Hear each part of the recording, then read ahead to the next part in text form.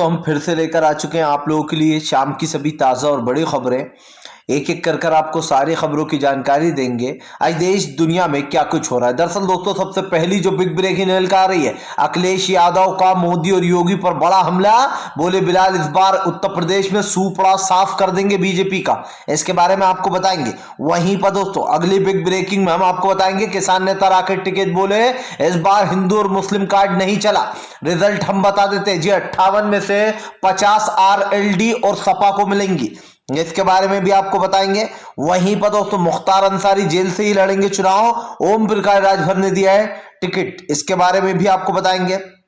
वहीं पर दोस्तों आशीष मिश्रा के छूटने पर जमकर बरसे विपक्षी नेता। जी आपको बता दें, अखिलेश ने केंद्र सरकार पर निशाना साधते हुए कहा कि बचकर रहना। जी रोंदने वाले बाहर आ गए। जयंत ने भी निशाना साधा। इसके बारे में आपको बताएंगे।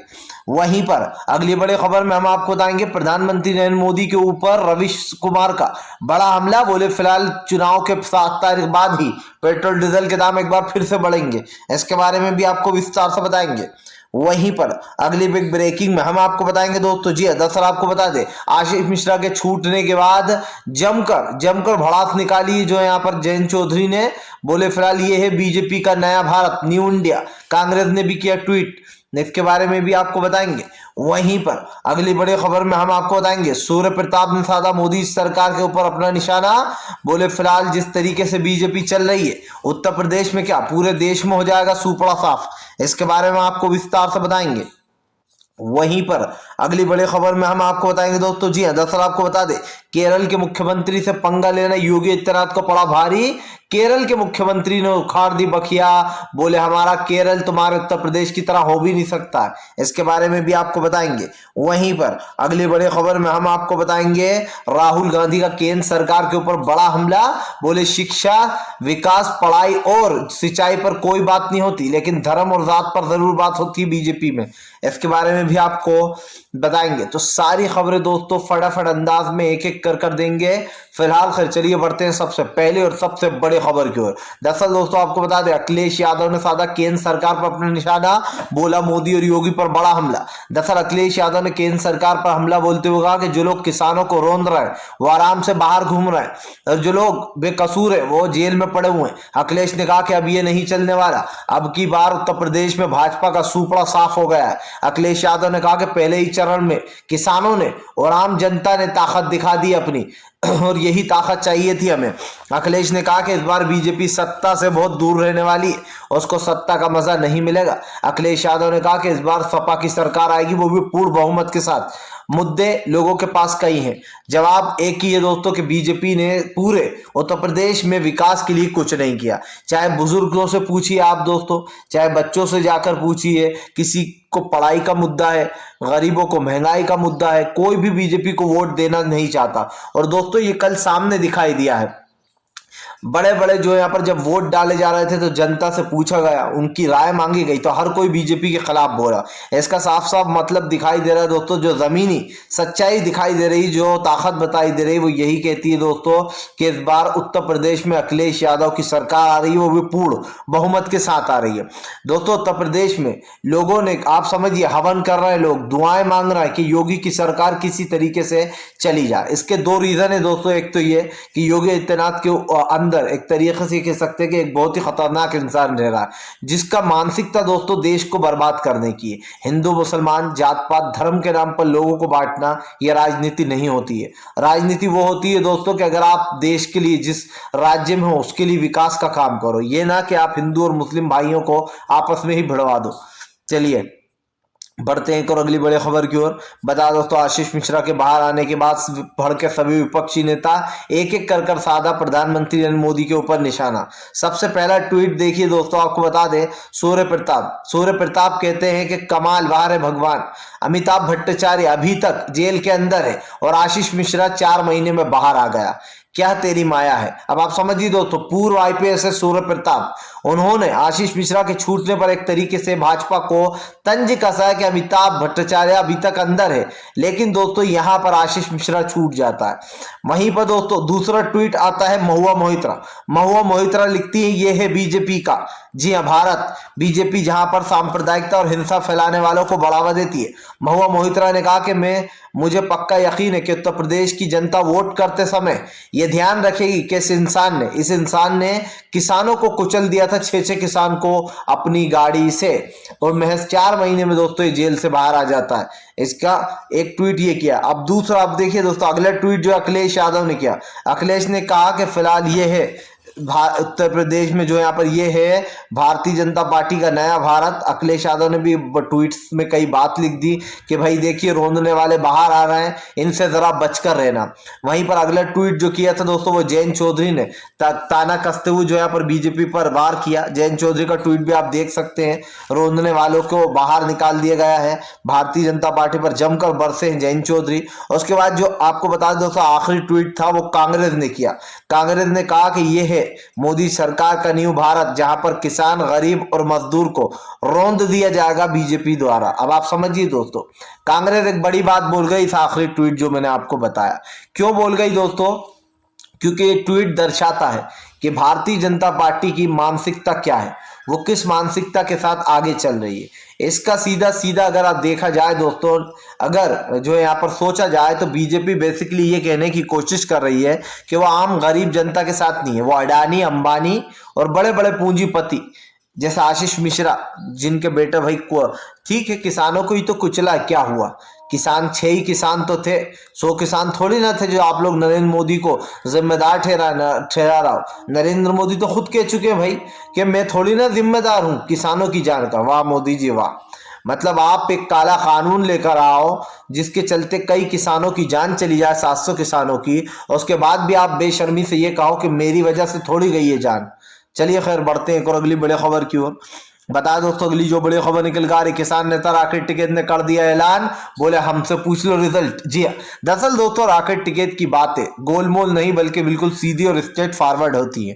राकेश टिकैत एक ऐसे नेता उभरे दोस्तों, किसान नेता में एक ऐसा नाम है जिनको बच्चा बच्चा जानने लगा है। किसान नेता राकेश टिकैत ने बीजेपी के ऊपर हमला बोलते हुए कहा कि इस बार पश्चिमी यूपी का जो रिजल्ट है वो हम बता देते हैं। पिछली बार दोस्तों आपको बता दूं 2017 में बीजेपी को न सिर्फ राकेश टिकैत बल्कि एक एक किसान ने समर्थन दिया था, क्योंकि मुजफ्फरनगर में दंगे फैलाए गए थे और हिंदू और मुसलमानों को बांटने का काम किया गया था। और यही राजनीति बीजेपी पिछले 8 साल से कर रही है। अब दोस्तों जब भाजपा नई 2017 में आ रही थी उत्तर प्रदेश में, तो ना सिर्फ राकेश टिकैत बल्कि कई लोगों ने बीजेपी का समर्थन करते हुए उनको वोट दिया था।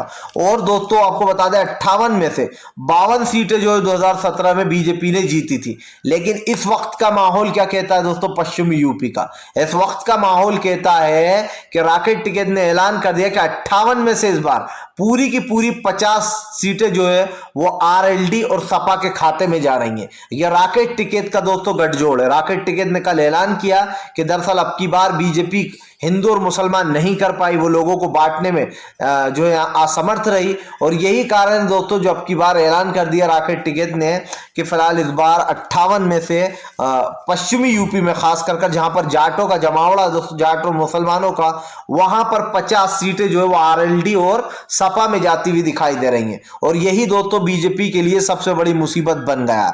मैंने आपको पहले भी कहा था दोस्तों, फिर कह रहा हूं, अखिलेश यादव इस बार पूरी तरीके से मास्टरमाइंड बन के उभरने वाले। क्यों? क्योंकि अखिलेश यादव को सभी लोगों का लगभग समर्थन मिलता हुआ दिखाई दे रहा है। संत खिलाफ है बीजेपी के, वो बीजेपी को वोट नहीं देना चाहते। जाहिर सी बात है, आपने संतों को, मौलानाओं को, किसी को नहीं छोड़ा, सबको ले लिया है। फिलहाल चलिए बढ़ते हैं एक और अगली बड़ी खबर की ओर। बता दोस्तों प्रियंका गांधी ने केंद्र सरकार पर साधा निशाना, बोले फिलहाल केंद्र सरकार और बीजेपी के जितने भी लोग हैं इन लोगों की जुबान पर विवादित बयान रखे रहते, ये बोलने से पहले एक बार सोचते नहीं है कि इसका असर देश की जनता पर क्या होगा। दरअसल प्रियंका गांधी का कहना है कि बीजेपी सत्ता में आने के लिए दंगे फैलवाती है और उसके लिए कोई बड़ी बात नहीं है। प्रियंका गांधी ने कहा कि केंद्र सरकार ने आशीष मिश्रा के बाप अजय मिश्रा को अब तक सजा नहीं दिलवाई, अब तक वो गृह राज्य मंत्री की पोस्ट पर है। जाहिर सी बात है दोस्तों अब इसका बेटा आशीष मिश्रा भी बाहर हो गया। इसमें दो चीजें कवर कर ली हैं दोस्तों प्रियंका गांधी ने। पहला तो ये कि आशीष मिश्रा बाहर आने के बाद दोस्तों सबूतों के साथ छेड़खानी करेगा, और ये तो मैंने आपको पहले ही बता दिया है कि अगर दोस्तों अगर सरकार बदल जाती है, जाहिर सी बात है अगर बीजेपी की सरकार रहती तो आशीष मिश्रा के सबूत के साथ वो अभी छेड़खानी करेगा और दोस्तों सबूतों को मिटा देगा, ये विपक्षों का कहना है। जाहिर सी बात है दोस्तों अजय मिश्रा गृह राज्य मंत्री के पोस्ट पर है, जो आशीष मिश्रा का बाप है, उसको अभी तक जो है दोस्तों उसका जो है यहाँ पर इस्तीफा नहीं लिया गया। ये इस बात का सबूत है कि दोस्तों वोट के लिए बीजेपी कुछ भी करती है, हत्यारों को छोड़ देती है, बड़े बड़े क्रिमिनलों को छोड़ देती है, उनसे डील कर लेती है। आज 22 दिन की पैरोल पर जिस तरीके से राम रहीम छूटा हुआ, इसके साथ भी एक डील की हुई है पंजाब के चुनाव को लेकर, और यही कारण है जो बीजेपी को लोग आड़े हाथ ले लेते हैं, क्योंकि दोस्तों बीजेपी क्रिमिनलों को अपनी पार्टी में खुला समर्थन देती है। आशीष मिश्रा बाहर तो निकल गया, लेकिन दोस्तों अब वो खुला घूमेगा। खुला घूमने के साथ साथ उसका केस देखिए आप कितनी जल्दी बंद होता है। उसके अलावा किसी और पर इल्जाम डाल दिया जाएगा, उसको पैसे दे दिए जाएंगे और दोस्तों उसको सजा मिल जाएगी। जाहिर सी बात है, और अगर बीजेपी सत्ता में रही तो यही होगा।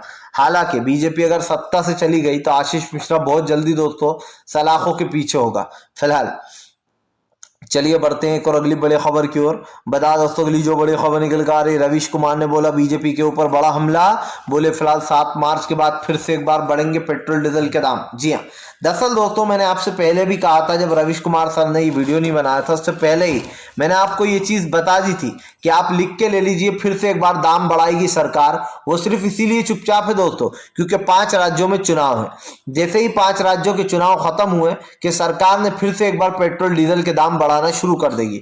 दरअसल दोस्तों देश में लगातार बढ़ती महंगाई, पेट्रोल डीजल के बढ़ते एलपीजी के दाम, ये आम जनता की कमर तोड़ने का काम कर रहे हैं। यही कारण दोस्तों जो इस बार देश में इतनी महंगाई बढ़ चुकी है कि देश की जनता त्राहिमाम कर रही है। दोस्तों कम से कम नई सरकार से ये उम्मीद तो की जा सकती है कि वो जो यहाँ पर कुछ नया करेगी, देश में कुछ चीज नई लाएगी, और इसीलिए दोस्तों सरकारें बदली जाती हैं। लेकिन दोस्तों आप देखिए इस सरकार ने देश के लिए काफी अच्छा काम नहीं किया। आपने देखा पिछले 8 साल हो गए मोदी जी को एक बार सत्ता में आए, लोगों ने दूसरी बार भी मौका दिया कि शायद अब कुछ करेंगे, लेकिन दोस्तों अब की बार भी सरकार ने सिर्फ महंगाई बढ़ाने के अलावा और कुछ नहीं किया। जो मेन जमीनी मुद्दे हैं दोस्तों, जिन चीजों से सरकार जुड़ी हुई, उन मुद्दों पर वो बात ही नहीं करती है। अगर आप और हम किसी मुद्दे पर बात कर रहे हैं तो सरकार को वो भी मंजूर नहीं है। जाहिर सी बात है देश में गिरती जीडीपी और बढ़ती दोस्तों महंगाई दर जो है इस देश की कमर तोड़ने का काम कर रही है। प्रधानमंत्री नरेंद्र मोदी ने 2014 में कहा था कि मैं गरीबी को दूर कर दूंगा, और यही कारण दोस्तों गरीबी तो दूर हुई नहीं, गरीबी लगातार बढ़ती चली जा रही है। और सरकार यही कारण दोस्तों जो रवीश कुमार ने अब मोदी सरकार को घेर लिया है। रवीश कुमार ने साफ कहा कि भाई चुनाव का वक्त है, इसीलिए अभी थम गया है समा, लेकिन समा दोस्तों फिर से बहाल होगा और प्रधानमंत्री 5 राज्यों के चुनाव जाते से ही अपनी असलियत पर आ जाएंगे, फिर से महंगाइयां बढ़ाएंगे, चीजें महंगी होंगी। यही कारण है जो लोग अब उत्तर प्रदेश हो या पूरा कहीं पर भी दोस्तों बीजेपी की सत्ता को आने नहीं देना चाहते। फिलहाल खैर चलिए हम बढ़ते हैं एक और अगली बड़ी खबर की ओर। बता दोस्तों अगली जो बड़ी खबर निकल कर आ रही है, दरअसल दोस्तों आपको बता दें आशीष मिश्रा के छूटने के बाद जो यहाँ पर हो गई सियासत गर्म, क्या अब होने वाला है दोस्तों इसका भी अखिलेश को फायदा। दरअसल दोस्तों आपको बता दें अब जो यहाँ पर जयंत चौधरी ने बीजेपी के ऊपर हमला बोल दिया। जयंत चौधरी का कहना है कि फिलहाल बीजेपी धीरे धीरे कर उन सारे क्रिमिनलों को बाहर निकालेगी जिन्होंने जनता का नुकसान किया। जयंत चौधरी ने कहा कि फिलहाल भारतीय जनता पार्टी इन क्रिमिनलों के साथ है, इनको बढ़ावा देती है कि जाओ और जाके वही करो जो तुम करते हो। जाहिर सी बात है दोस्तों आशीष मिश्रा महज 4 महीने में बाहर आ जाता है, लेकिन दोस्तों जो एनआरसी और सीएए में विरोध करते हैं, आप समझिए दोस्तों इस बात को गहराई से, जो सीएए और एनआरसी का विरोध करते हैं वो सालों साल अंदर पड़े रहते हैं। जो सिद्दीकी कप्पन है दोस्तों, उसका जिक्र मैं बार बार क्यों करता हूं, क्योंकि वो हाथरस की जिस बच्ची के साथ रेप हुआ था उसकी स्टोरी कवर करने पहुंचा था सिर्फ सिद्दीकी कप्पन, लेकिन अब तक वो जेल में बने। क्या दोस्तों ये इस बात की पुष्टि नहीं हो जाती कि योगी आदित्यनाथ के राज में मासूम लोगों को टारगेट किया जा रहा है, उन मासूम लोगों को दोस्तों जिन्होंने सिर्फ और सिर्फ राजनीति नहीं बल्कि स्टोरीज कवर करने जा रहे थे। आज दोस्तों देश में सांप्रदायिकता और नफरत फैलाई जा रही है। इस नफरत और सांप्रदायिकता का जो जीता जाता सबूत है दोस्तों वो कौन है, वो है दोस्तों भारतीय जनता पार्टी। आप समझिए इस बात को दोस्तों, एक तरफ आशीष मिश्रा को ले लीजिए, जयंत की बात गलत नहीं है, जयंत चौधरी ने कहा कि फिलहाल उन क्रिमिनलों को बाहर निकाला जा रहा है जो किसानों को रौंदते हैं, जो किसानों को रौंदने के बाद दोस्तों सर उठाकर चलते हैं। आशीष मिश्रा का बाप अजय मिश्रा आज तक पद पर बना रहा। सरकार के खिलाफ कई आवाजें उठी लेकिन सरकार ने उसे नहीं निकाला। क्यों? क्योंकि उसके साथ दोस्तों निचली जाति के वोट जुड़े और इसीलिए उसको अब तक बाहर नहीं निकाला गया। गृह राज्य मंत्री के पोस्ट पर खुद है तो जाहिर सी बात है अपने बेटे के सबूतों के साथ 1 मिनट में छेड़खानी करेगा, सब कुछ इधर उधर करेगा और दोस्तों केस रफा दफा कर देगा।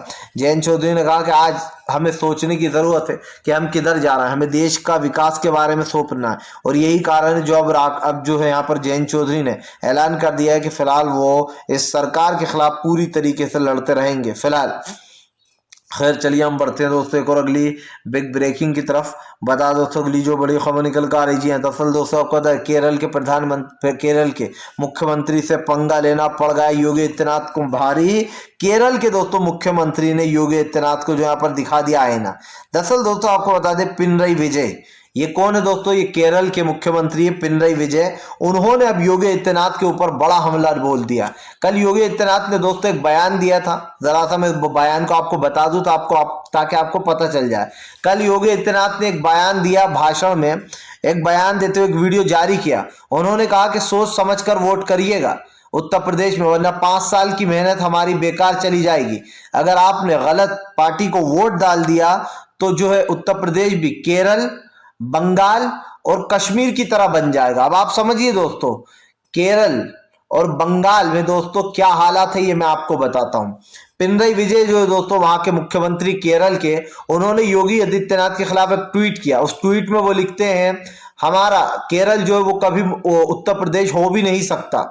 यहाँ पर वहां के जैसे वहां पर दोस्तों उत्तर प्रदेश में आप सभी को पता है ना ही वहां पर स्वास्थ्य व्यवस्था की कोई वो है दोस्तों तैयारियां, ना ही जो है वहां पर शिक्षा बेहतर मिल पाती है और ना ही वहां पर नौकरियां। पिनरई विजय ने जमकर हमला बोलते हुए कहा कि इसीलिए हमारा केरल उत्तर प्रदेश नहीं बन सकता, क्योंकि दोस्तों खुद मोदी सरकार की नीति आयोग की रिपोर्ट में ये निकलकर सामने आया कि केरल जो है दोस्तों शिक्षा में और जो है स्वास्थ्य व्यवस्था में सबसे आगे है। अब आप समझिए खुद की रिपोर्ट में ही केरल सबसे आगे चल रहा है। इसका क्या मतलब समझा जाए कि भाई जिस तरीके की ये बातें की जा रही हैं दोस्तों, ये मुझे समझ में नहीं आता कि बीजेपी सत्ता पाने के लिए कितना और झूठ बोलेगी, क्योंकि इसको अब सत्ता तो मिलने से रही।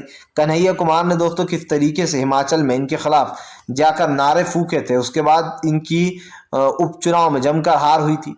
और यही कारण है जो बीजेपी दोस्तों अलग अलग राज्य हार रही है, जगह जगह से हार रही है फिलहाल। खैर चलिए हम बढ़ते हैं दोस्तों और अगली बड़ी खबर की ओर। बता दोस्तों अगली जो बड़ी खबर निकल कर आ रही, मुख्तार अंसारी को ओम प्रकाश राजभर ने दिया है टिकट, जेल से ही लड़ने वाले चुनाव। दरअसल दोस्तों मुख्तार अंसारी एक ऐसा नाम जिससे कि योगी आदित्यनाथ की घिग्गी बन जाती है। मुख्तार अंसारी हो या फिर दोस्तों और ऐसे लोग जिनको योगी आदित्यनाथ ने ये कहकर जेल में डाल रखा है कि ये लोग बाहुबली थे, ये लोग जो है ये थे वो थे, लेकिन दोस्तों इनकी असली सच्चाई क्या है इससे आप भी जानते हो, क्योंकि इन लोगों ने गरीबों की बहुत ज्यादा मदद करी है। और दरअसल योगी आदित्यनाथ हर एक उस इंसान से दोस्तों हर एक उस इंसान को जेल में भेज देते हैं जिससे कि उनको चुनाव में खतरा होता है। आजम खान को ले लीजिए दोस्तों, आजम खान को लगभग इस सरकार ने लगभग 2 साल जेल के अंदर रखा। अब्दुल्ला आजम भी इतने ही समय रहे। अब्दुल्ला आजम को हालांकि अब बेल मिल गई, उनकी पत्नी जो तंजीम फातिमा है उनको भी बेल दे दी गई। लेकिन दोस्तों सवाल यही उठता है कि जिन लोगों को टारगेट किया जा रहा है बिना किसी जुर्म के दोस्तों, से ये चीज साफ हो जाती है कि उत्तर प्रदेश की राजनीति में लगातार भूचाल आता चला जा रहा है। ये तो साफ है दोस्तों कि आजम खान तो जेल से बाहर आएंगे ही, लेकिन योगी आदित्यनाथ के ऊपर भी जब अखिलेश की सरकार आएगी तो कार्रवाई तो होगी। भाई कई जगह पर घोटाले सामने आए फिलहाल। चलिए बढ़ते हैं एक और अगली बड़ी खबर की ओर। बता दोस्तों अगली जो बड़ी खबर निकल कर आ रही है, दरअसल दोस्तों आपको बता दें एक बार फिर से प्रधानमंत्री नरेंद्र मोदी पर साधा राहुल गांधी ने निशाना, बोले देश के मुद्दों पर बात करिए मोदी जी, धर्म और जात में कुछ नहीं रखा। जी हाँ, बात करनी है तो शिक्षा पे करिए और देश की बढ़ती महंगाई पर करिए। दरअसल दोस्तों एक बार फिर से राहुल गांधी ने केंद्र सरकार को निशाना साधते हुए कहा कि प्रधानमंत्री देश के मुद्दों पर बात नहीं करते, उनको तो सिर्फ जात पात और धर्म पर ही बात करना। राहुल गांधी ने कहा कि देश में महंगाई, स्वास्थ्य व्यवस्था और पढ़ाई ठप होती चली जा रही है, युवाओं के पास नौकरियां नहीं है, लेकिन प्रधानमंत्री इन मुद्दों पर बात नहीं करेंगे। राहुल गांधी ने कहा कि ये कैसी सरकार है जो मेन मुद्दों को छोड़कर जात पात और धर्म करती है। आपको बता दें दोस्तों केरल में भी जो हिजाब वाला मामला गरमाया उसमें भी कहीं ना कहीं सरकार का हाथ माना जा रहा है। जाहिर सी बात है कि उत्तर प्रदेश के चुनाव जीतने के लिए बीजेपी ने हिंदू मुसलमान किया, लेकिन दोस्तों अफसोस की बात यह है कि बीजेपी कुछ कर नहीं पाई, उसका फायदा ही नहीं हुआ इससे। और यही कारण जो उत्तर प्रदेश में पूर्ण बहुमत अखिलेश यादव को चली गई। फिलहाल अगर आपको हमारा वीडियो अच्छा लगे तो इसको लाइक कीजिए, चैनल पर पहली बार आए तो सब्सक्राइब कीजिए, पास में घंटी आएगी उसको भी दबाइए, ताकि दोस्तों हमारे हर वीडियो की अपडेट आपको मिल पाए और आप इस तरीके की खबरों से जुड़े रहें जो खबरें आप